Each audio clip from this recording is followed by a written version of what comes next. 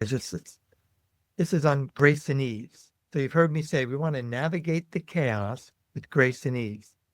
Struggling comes from fear and doubt and causes you to draw from the limited resources of your intellect. We now understand that biologically and neurologically. When you apply this principle of grace and ease, you draw from a much larger pool of resources, the creative faculties of imagination and intuition within your inner conscious mind. Struggling bypasses the natural processes of incubation and illumination where inspiration is drawn. Grace and ease means less tension and less anxiety and controlling more ease, trust, and faith, which puts us into that flow state. Pretty cool with that.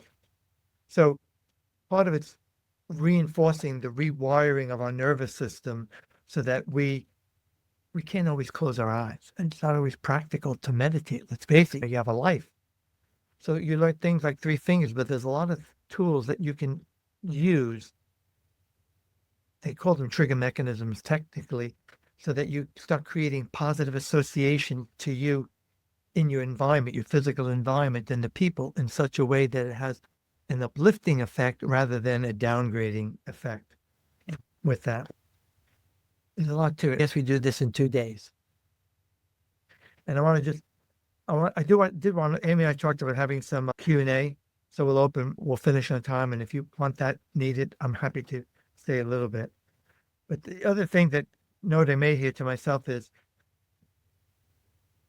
by show of hands, if I were to say, or Amy, isn't Amy Tifish, is your calming, beautiful voice with that?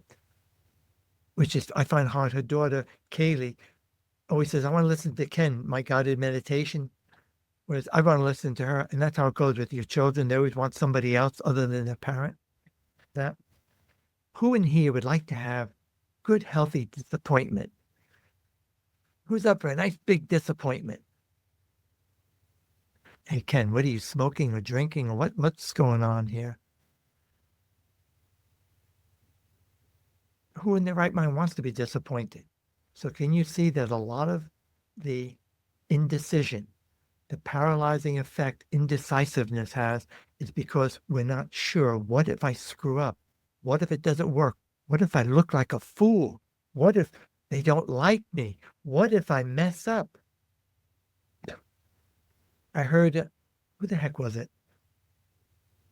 Well, there was Russell Crowe. Oh, it was a famous Hollywood actor that everybody knows, George Clooney. And I've heard dozens of people say the same thing. You only learn when you mess up. You only learn when you so-called fail, because you learn what not to do, and it has such an impact emotionally on us. Oh man, that's what kicks us in the butt and motivates us to take action. There's a lot more to that with that. And that's another obstacle in the way. So a big part of what we do as grads is building on that confidence, building on that high level of certainty, building on those, I call them moments of excellence. When you can, at level, review a moment of excellence, a time when you're at your best, as if you were there, that is a state changer. That gets you into flow. That gets you thinking more clearly. And then the key is, how can I sustain that and do that more repeatedly? So it's all about that. You weaken the tools.